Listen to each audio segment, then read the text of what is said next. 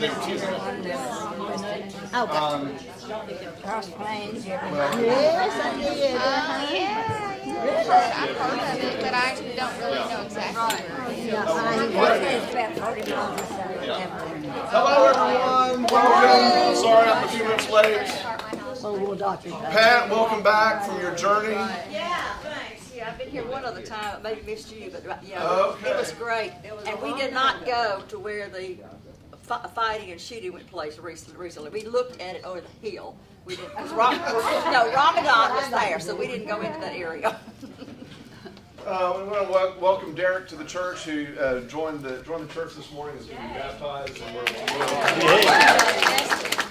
And let's see, Darrell is back. Yay, Wow. Darrell.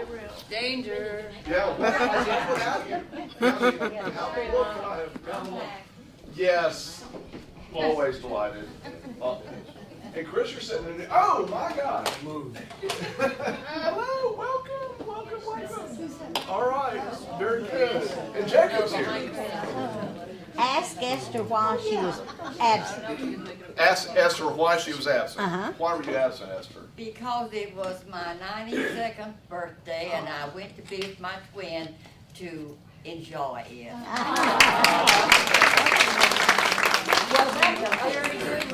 Well, today's sermon is Think about of a better twins, one. Yes, indeed. but not in the best sense of it. Yeah. You know, we have a set of twins that was just born in the church a couple of weeks ago, the Coles. Well, Yeah. I want to talk to you about it. Yes, they do. Now they have 4 boys.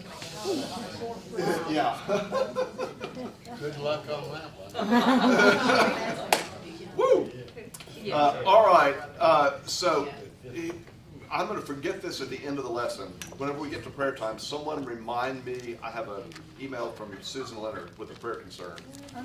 So someone remind me about that. And Hart, 2 weeks in a row. Yay. You're looking good. Wonderful. So next Sunday, I'm going to be away on vacation, and one of the residents is supposed to be teaching, but I can't remember which one. It's not Jacob. I'm almost sure it's Kevin. We think it's Kevin. Someone had to be a sucker to finish Jude. I think we'll finish Jude next Mark, week. that's the second indication, not remembering who. I know. And I can't remember what the first one was, but that's the second one. Thank you, Preston. That's sort of how I feel. Where are you going? We're going to Portland, Oregon for a week, just to do whatever. So, Whatever the tourists yeah, did. You're the two of them? just the 2 of us. Wow. Yeah. Not taking a tour group or anything this time. No senior adults, no youth, no children. You're not going to know what? Donna? Any word about your son in Germany and all that? So, thank you for asking. They sent me an email recently and said, there's so much going. We've decided we're not going to make a decision until January. Oh, my word. So he's in limbo. Our son who auditioned for the band in Germany. Yeah, so His son interesting playing with an stuff orchestra there. in Germany. Okay, so some of you have been asking me, because you realize that even a book as short as Jude, we're going to finish at some point. I think we'll have this week and next week on it. Here's what I would like to do. We set out on a mission months ago. We're like the Starship Enterprise. We set out light years ago on this venture. We got to remember what we were doing. My goal was to teach through some of the little epistles, what I call those brief epistles in the back of the New Testament. But we didn't start at the beginning of them. We started with James and went forward from there, pretty much. There are 2 little epistles that I'd like to go back and bring back in. It won't take long. Famous last words, right? Is that wishful thinking on your part? Yeah. Hey, I understand it took W.A. Crucible 3 years to finish the book of Revelation. I'm Definitely something you want to do. Yeah, thank you. What I'd like to do is go back and pick up Titus and Philemon. Titus and Philemon. And then we'll do something else after that will not be epistles. Do you ever think about going into the Old Testament? Well, I think I do believe in the Old Testament. And I think it's worthy of study. I think Shannon was the one last week who suggested Isaiah. And all I could remember, Preston, I think you were still on staff when we did the Wednesday Bible study on Isaiah for like an entire year. And people stopped coming. I think George did that. It was George's fault. Probably. I've got some of the minor prophets. I did a whole study on the last Okay. So we did little epistles, minor prophets. Okay, I'm in favor of that. Yeah, I mean, they're about as friendly as Jude. If you just need to come to Sunday school and get beat up a little bit more. Yeah. Okay, just by way of announcement, a reminder, our music camp program is tonight at 5:30. It's also going to be live streamed. And I want to say a shout out to Matthew King, who's been directing the drama this year for music camp. Very grateful for that. They're doing an excerpt in worship today. And I think, Dwight, are you playing the drums tonight for them? Very good. So it's about age appropriate for music camp. Well, we couldn't get the Partridge Family. Right. That little Ellie Schaefer, is that her name? Elle. Yeah. Oh my gosh, what a voice. Yeah. Wow. She is phenomenal. Well, if you know her parents, Yes. she ought to come by it honestly. Absolutely. Very good. Yeah, she does a beautiful job. My granddaughter has great lines in the play tonight. She says, "Ha," and "no." She's fantastic in Spanish. But it's the speaking part. I'm the ladder of success. All right. If I don't get it this way enough, y'all sort of holler and tell me about it.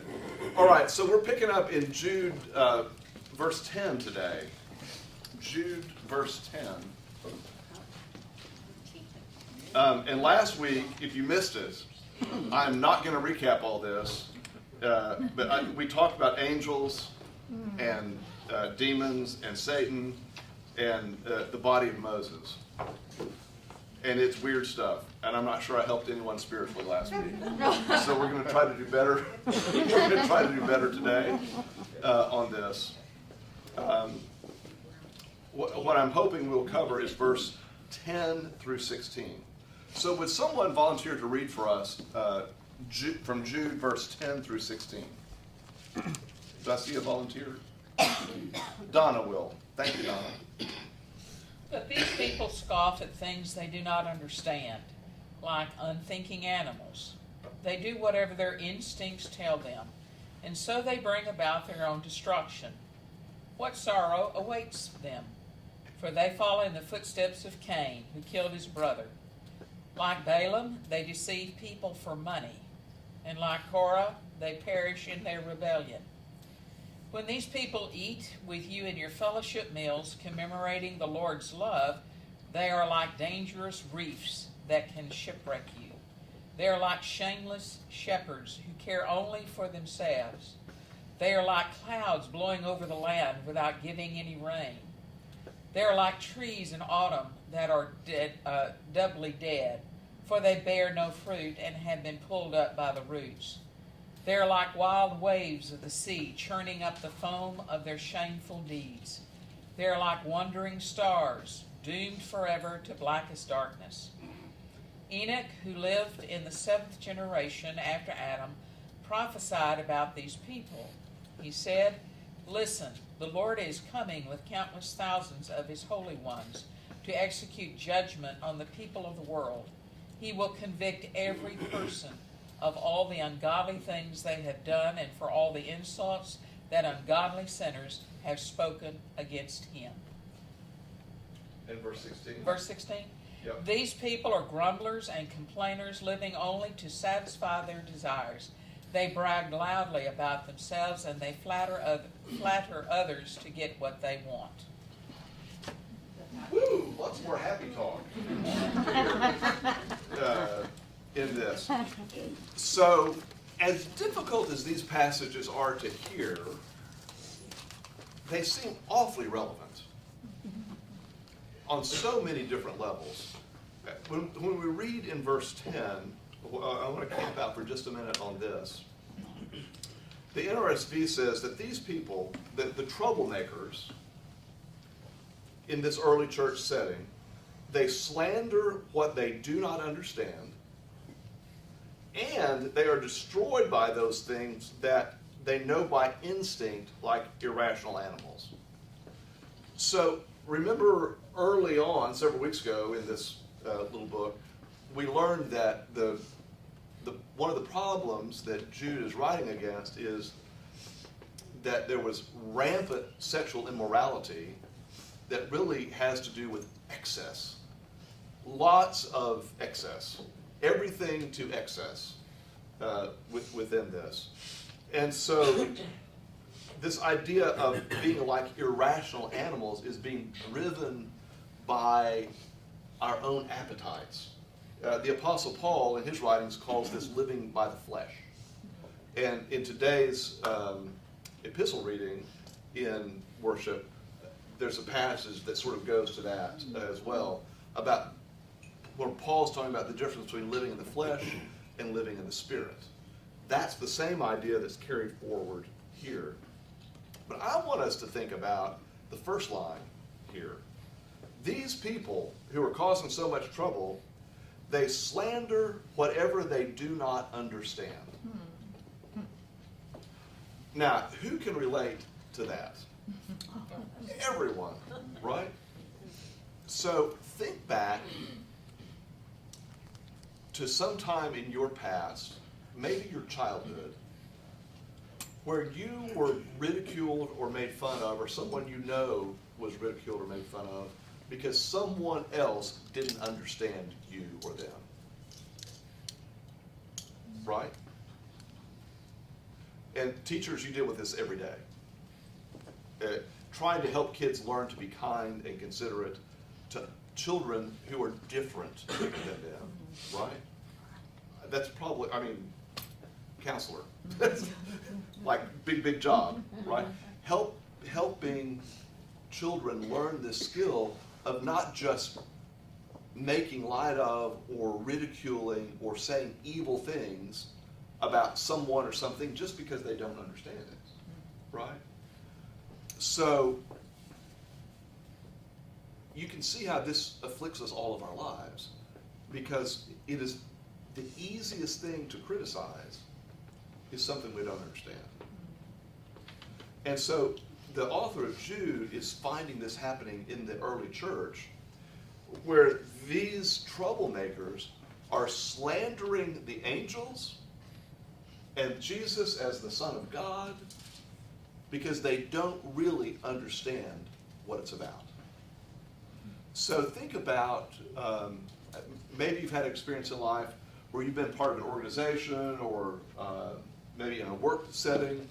You can see this maybe happening in a work setting as well, where someone comes in who doesn't know squat about what you're doing, but is full of opinions and is freely spouting those to everyone around. And how does that work out, right? It's called a consultant. They go into business for themselves and they're called consultants. You know, they're that. They go into business for themselves and they're called consultants. Yeah. If you're lucky. Yeah. Do you understand the idea here behind this? And do you see the problem here?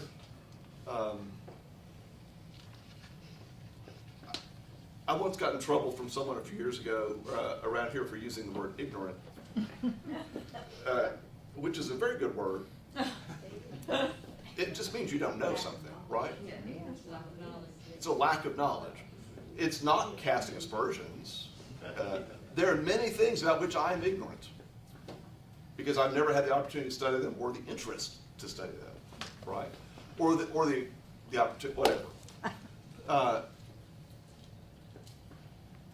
One of the spiritual problems we face, I think, is not owning up to our own ignorance. It's okay sometimes to say, I don't know. I don't know. That's actually the wiser thing to say, rather than trying to bluster your way through. However, what was happening in the early church is there were people who were coming in like Professor Harold Hill in River City, and they were selling them a bill of goods. You know, talked a good game, but there was nothing there within that. In fact, what was there turned out to be very dangerous. Sounds like Dan Patrick. To the church. It's your recommendation on the budget for teachers' raises. No money, but we'll give you a raise. Yeah. Yeah, there you go. Oh, no. By the way, Dwight was mentioning this. I was on Channel 5 this morning. It's called Lone Star Politics. You were on TV. Oh. I was on TV last night. Really? What did you do last night? Well, I was speaking up for public schools and against the bathroom bill. Oh, last Thank night. you. Okay, the same thing. Yeah. Okay, that's what. Trying to represent the mainstream faith community, saying we don't need Austin telling our school teachers and principals how they have to run their schools. So, Will it be on again? You know? I don't know.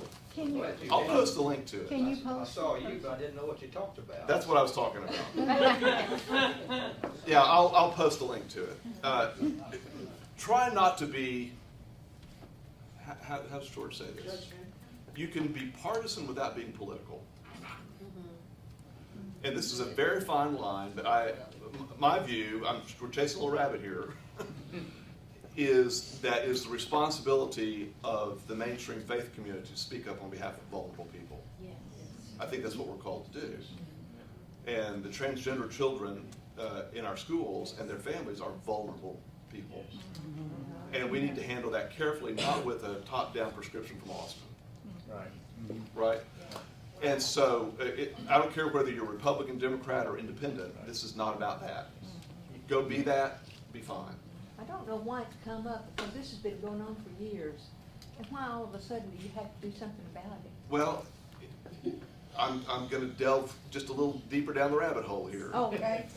There are folks who want to undermine our public schools. Yeah. That's what it is. And one of the ways you do that is you throw scare tactics. Yes. Look at these horrible things going on in our school. Look, there are transgender children in our schools. Why do we want our children to go there? So we've got to correct all this. That is not the main.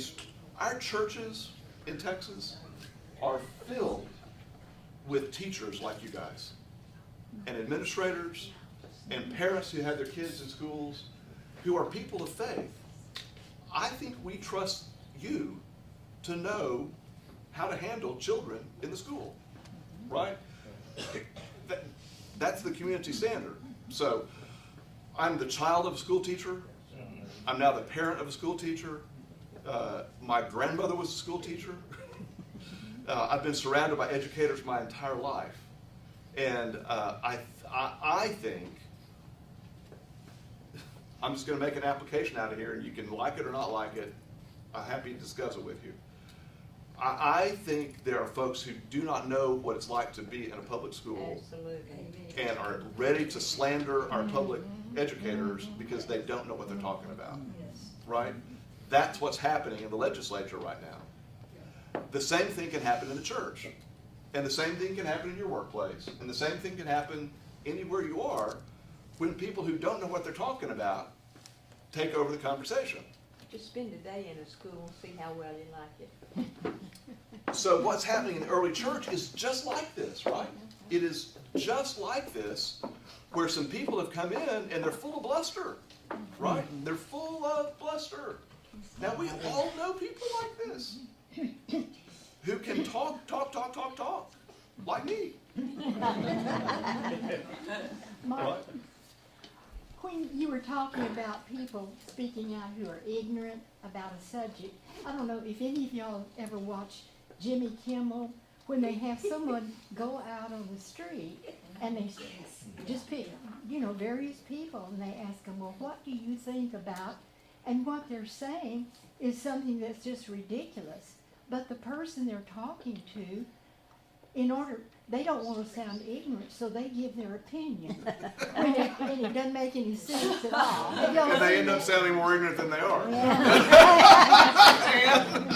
Thank you, Kathy. NPR on the 4th of July texting the complete Declaration of Independence, and about 3/4 of people that read it had no clue that was the Declaration of Independence, and replied with just outrage. Yeah, that's a fascinating thing. And the similar experiment's been done with the Ten Commandments, right? So you can find people who are always advocating for the Ten Commandments to be posted wherever, and then you go to well, can you tell me the Ten Commandments? Well, do not kill. And there's some more. Yeah. 9 more to be Right, Preston? The tower at UT in Austin has this emblazoned across: the truth shall make you free. There was a professor there many years ago who always gave a little test at the beginning of the semester about what is that, what quote is that, where did it come from? And over the years, the people who knew diminished. I expect he's dead now, but that was a long time ago. But they're going to take that off the front of that building. I don't think so. It's a quote directly from the Bible. Yeah. And yeah. so, but they're ignorant. Well, another example is with the post office. Through rain, sleet, snow. Well, actually, that was an architect that liked that saying, and he put it on a building at the Postal Service. And we were stuck with it. And now they make you go out on the rain, sleet, snow. Because of an architect, right?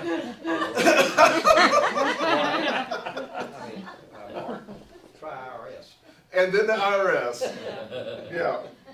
So all of this has to do, it's a caution to us that goes from the early church to today, in all of our lives, the need to be mindful about what we know and what we don't know, and whether we follow people who know what they say they know as well, right? It's very easy to fall in line with someone who sounds good, but maybe doesn't know what the heck they're talking about, right? Because some people can sell up a storm, but can't deliver a thing. And that's sort of what's happening here, with the added difficulty that what they were selling was really dangerous. Was very dangerous. So, verse 11, woe to them.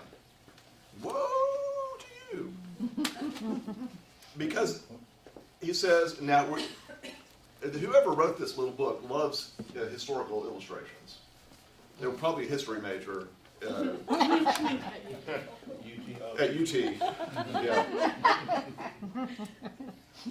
Woe to them, for they go the way of Cain. All right, stop. Who's Cain? Brother of Abel. Yeah. Okay, they go the way of Cain, and they abandon themselves. Here's another illustration coming at you in the same sentence. To Balaam's error. Now, who's Balaam? Balaam had the donkey that talked to him. You've heard of Balaam's ass, right? I'm quoting the King James.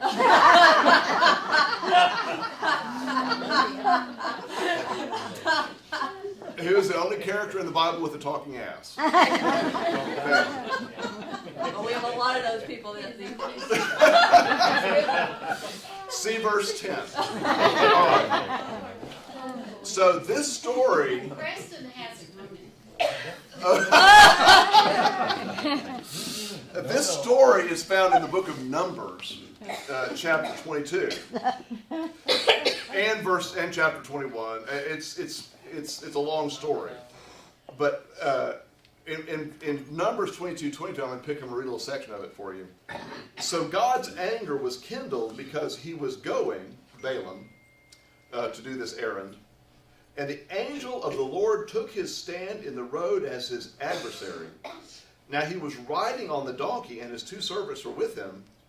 The donkey saw the angel of the Lord standing in the road with a drawn sword in his hand. We're back to angels again. So the donkey turned off the road and went into the field, and here's Balaam's error. And Balaam struck the donkey to turn it back onto the road. Then the angel of the Lord stood in a narrow path between the vineyards with a wall on either side. And when the donkey saw the angel of the Lord, it scraped against the wall and scraped Balaam's foot against the wall, so he struck it again. Then the angel of the Lord went ahead and stood in a narrow place where there was no way to turn either to the right or the left. And when the donkey saw the angel of the Lord, it lay down under Balaam, and Balaam's anger was kindled, and he struck the donkey with his staff. Then the Lord opened the mouth of the donkey, and it said to Balaam, "What have I done to you that you have struck me these 3 times?" And Balaam said, "Because you have made a fool of me. I wish I had a sword in my hand, I would kill you right now." And the donkey said, sorry, this is a sweet story, I have to go on. And the donkey said to Balaam, "Am I not your donkey, which you have ridden all your life to this day? Have I been in the habit of treating you this way?" And he said, "No." And then the Lord opened the eyes of Balaam. So, think for a moment about how the story of Balaam compares to verse 10, those who slander what they do not understand. Do you see the connection? Balaam is beating his donkey because he doesn't understand that the donkey sees something he doesn't see. So that makes for an interesting illustration for Jude to use here. So we've got Cain, who killed his brother because he misunderstood or didn't understand what the Lord wanted in the offering, right? I turned the air down and it's already hot again. Yes. What happens in this room? We get too many people. My goodness. Okay, let me walk over here and check it one more time. Just Maybe banging we- on something. All this hot air.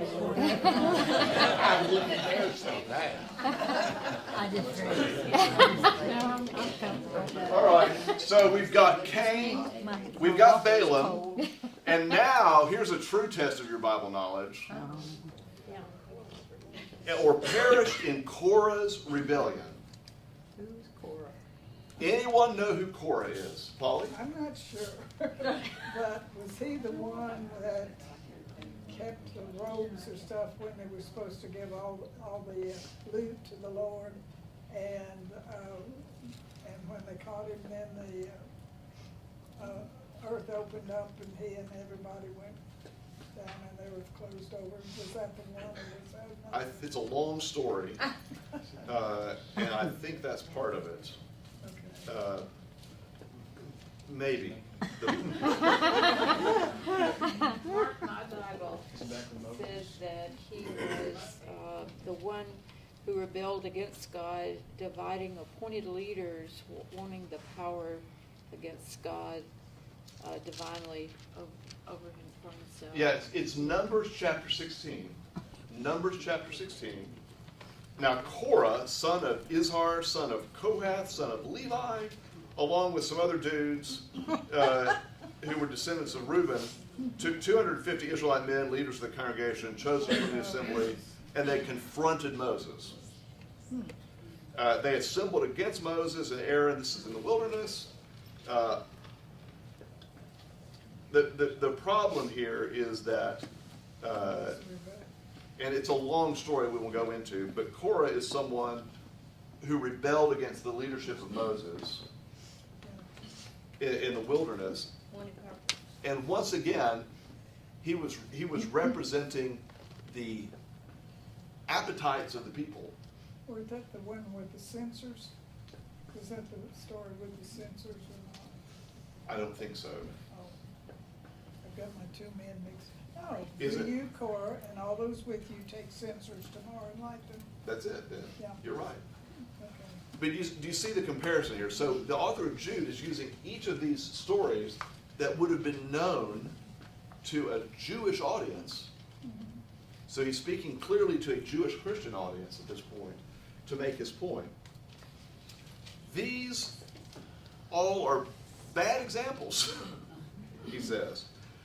And the things you are doing that are like this are blemishes, stains upon your love feasts. Now, when you hear love feast, you may be thinking of something else. The love feast in the early church was the agape meal. That really was a time of sharing around the table. It was a time of fellowship, of community, also of communion. And so it was very important in the life of the church, because remember what we learned from the book of Acts, how in the early church the people sold their possessions and they lived as one, and there was a strong sense of community that came together. And he's saying this is getting stained, because while these people feast with you without fear, feeding themselves, they are clouds without rain. They're carried along by the wind. So multiple, this is like a litany of illustrations, all right here. Boom, boom, boom, boom. They're waterless clouds carried along by the wind. They are autumn trees without fruit. They are twice dead things that are uprooted.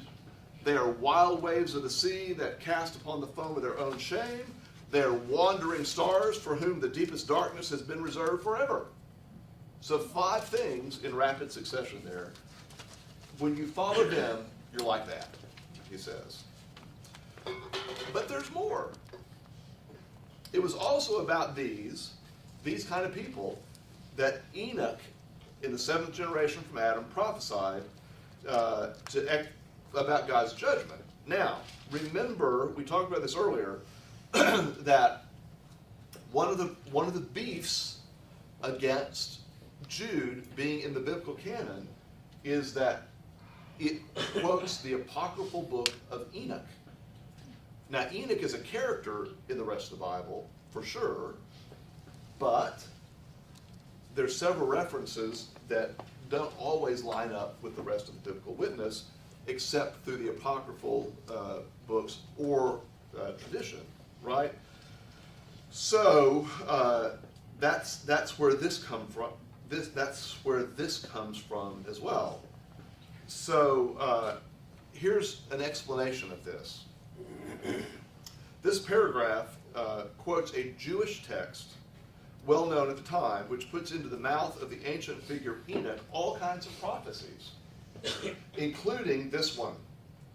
Here, as in verse 9, Judah echoes the Old Testament prophet Zechariah,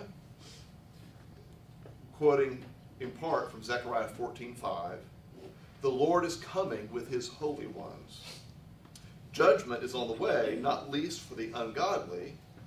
And by the way, that word is repeated 3 times here, a signal that this is the heart of the whole problem, being ungodly. But the teachers in question simply grumble, complain, and go off on yet another round of pleasure seeking, supporting their behavior with arrogance and greed. It seems like these troublemakers in the early church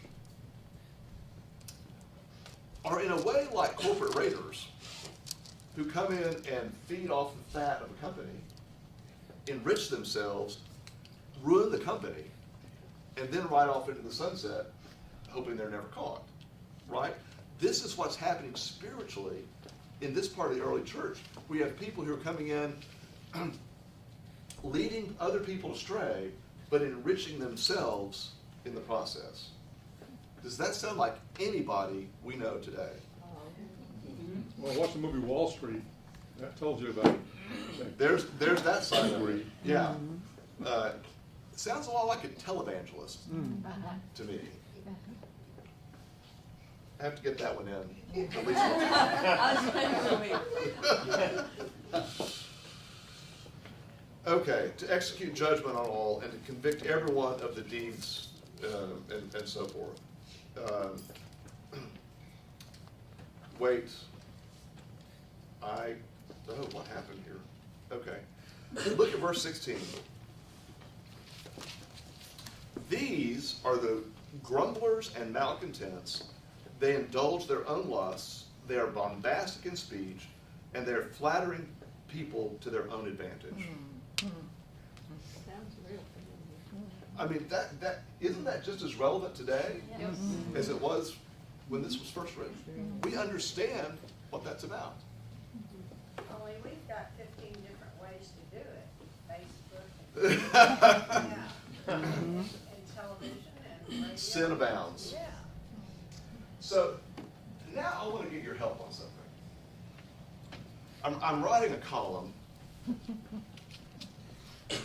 on what I'm calling spiritual sickness. So here's my premise, and it goes to the same thing that's being said here. I think most churches are really good, or pretty good, typically, about caring for people with physical illnesses. We can visit you in the hospital, we can pray for you to be healed, we can take casseroles and those types of things. But when people are afflicted with spiritual sickness, we don't generally know what to do with you. This is what was happening in the early church. There was a spiritual sickness that had descended upon them. It was infecting the fellowship.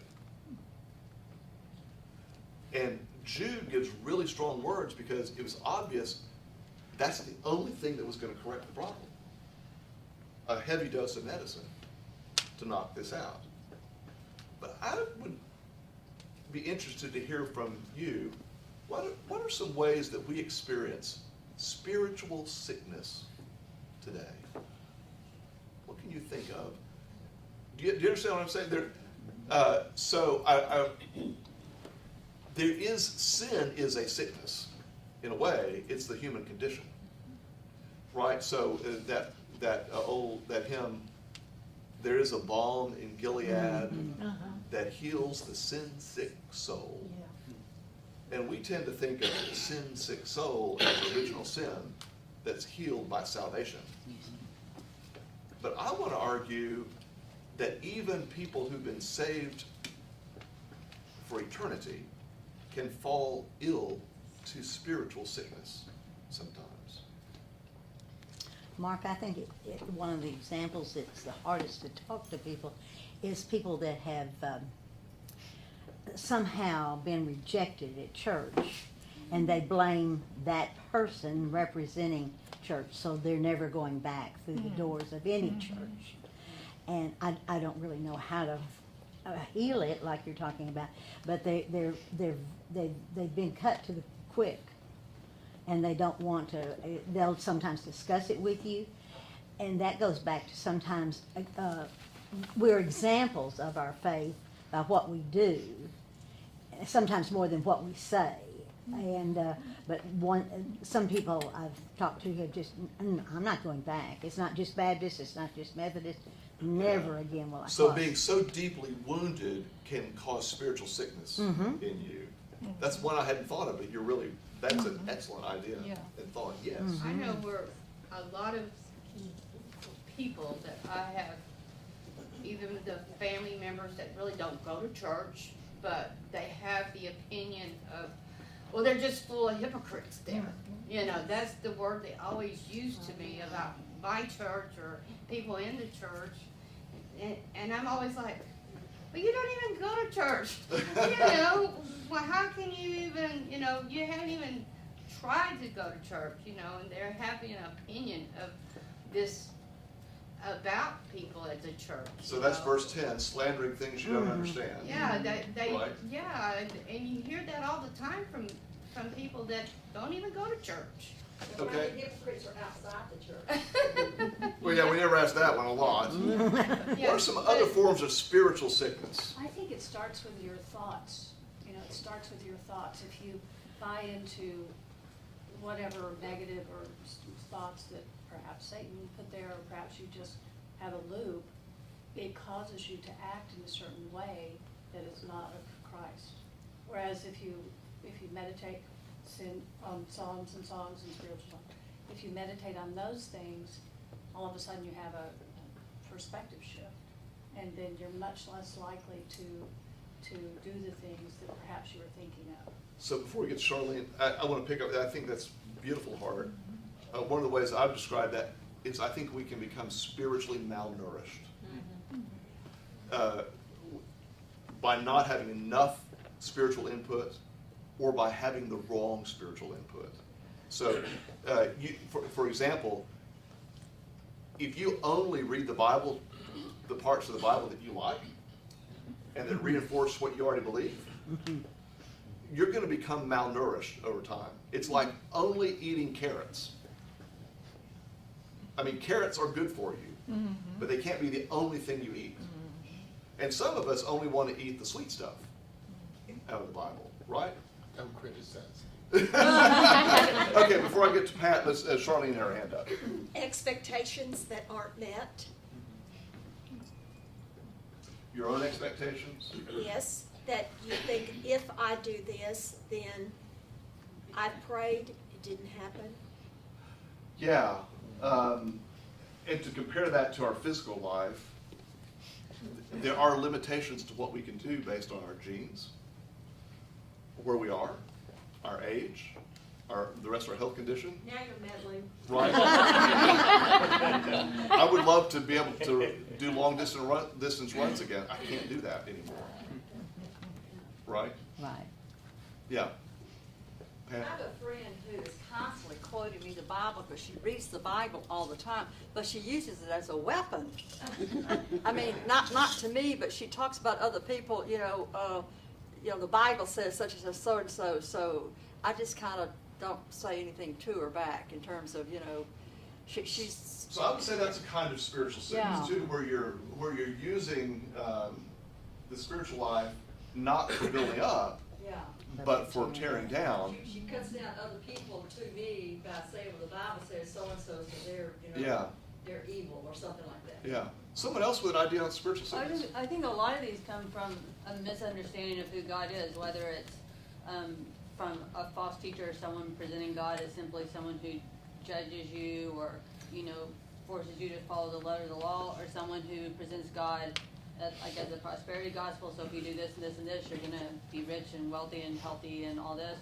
Or someone who presents God as a healer. He is a healer, but I mean, it can be really harmful to someone where they say he'll physically heal your 2-month-old baby who's really sick, and then they die, and then you're like, oh well, then God isn't who. So I think a lot of our, no matter which direction it's coming from, a lot of our spiritual sickness comes from someone's presented God as something maybe he isn't, or a way he wasn't intended to be, and then when he disappoints us, we're like, well, we don't want anything to do with it. Anyone have an experience with, I'm just going to say quack medicine? So maybe some super miraculous supplement or as seen on TV device, it's going to save your life, right? And we understand how that happens in our physical life, but I think what you're saying is the same thing can happen in our spiritual life. We can follow the wrong prescription, right? I went to a psychiatrist. I had some mental problems because my mother was murdered, and I was having depression. I was having very bad depression, and I went to a psychiatrist, which put me on some medication that made me want to take my life. It was very bad. I was so mad at that doctor. I came back and I slammed that medicine on his desk and told him to take it. I said, you take this stuff. Well, I found out it was that drug that was causing these children to commit suicide. So sometimes the cure that's prescribed is not, Jacob, Yeah, I really like this analogy, physical health to spiritual health, especially when I think about communicable diseases. So gratitude and joy are signs of good spiritual health, and ingratitude and discontent are signs of spiritual disease, and how we spread those diseases with gossip and slander, and how that just can rip through a community like an epidemic. I mean, we didn't see any of that last year. But in theory, in other terms, it's just like a plague. Well, in all aspects of our life, we can see that happen, right? Because these things are infectious, both for good and for ill. And that's, thank you for making that point. I think the American political climate today has sunk to such an all-time low that it is very spirit-killing, what we have always, from the beginning of this country, thought of as the American spirit, you could say is on life support, you know. And It's pretty awful. I mean, and I'm thinking of being in a group where people are really discontent, grateful, right? And try being the one person that's not going to complain. Like, then they're complaining about you, or you're the one with the issues, right? The one that Yeah, because you're not negative. because you want to Right. with the sickness. This is right. Yeah. Right. Look at all the people we lost to the LBGT issue we had when we had to vote. All sorts of applications you kinds can of- make to this, right? So Yeah. here's, Kathy, Oh, I'm sorry. Well, you know, we're talking about individually here, as if we can get sick from passing along Right. some really bad stuff. But I would also say that there are large communities, faith communities, that act as a reservoir of illness.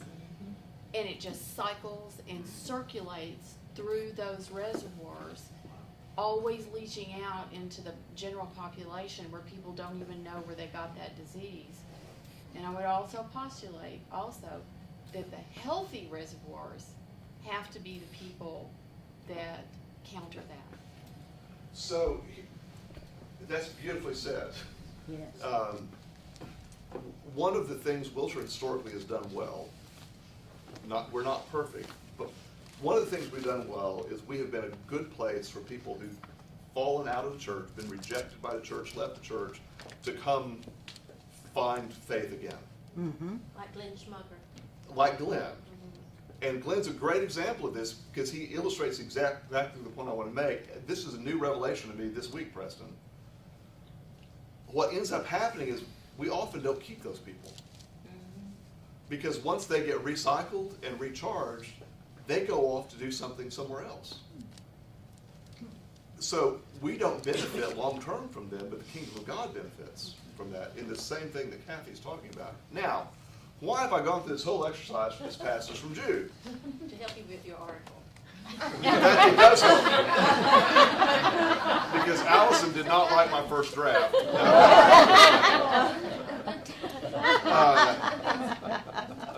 Yeah. But here's the deal. When we read the book of Jude, and it sounds so harsh, and I find myself asking, why was this author so harsh to the earth? Why was he so mean? Why was he so insistent upon this stuff? And I think the answer is exactly the things you just said. Because the leaders of the early church knew in that nascent movement that a little bit of infection could kill the whole thing. Mm-hmm. They had to protect the church from being run off the rails by bad theology. We are blessed, in a way, blessed in quotes, today because the church is big enough, the worldwide church, to sustain itself. And when error crops up, or illness crops up in a community of faith, there's a larger body to help heal, right? But the danger is still real, Pat? I think of it as tough love. As a parent, Yes. you know, all this is writing to us for our benefit, but you gotta do this and do this to, you know. It is in a sense that. And I think I can feel better about reading the book of Jude and how strident I think it sounds if I understand how very dangerous the threat was. Because what had come into the early church was a teaching that denied the lordship of Christ, that promoted wanton excess in the fleshly side of life, that would have completely taken the air out of the very heart of the church. It may have seemed innocent enough at first, but in time, it would not have been. That helps me. I hope it helps you think about that as well. If you have any other epiphanies about spiritual sickness, call me this afternoon. I'll be working on this. Would love your input on that as well. By the way, speaking of, so Jacob had a really excellent column. It was out this week in Baptist News Global. If you haven't seen that, circulating on Facebook, also about the spiritual life. And it's gotten a lot of good traffic, I noticed, getting a lot of good shares. So go look that up if you'd like. Now, thanks to everyone who's joined us on camera. Let's go local now. And I'm supposed to tell you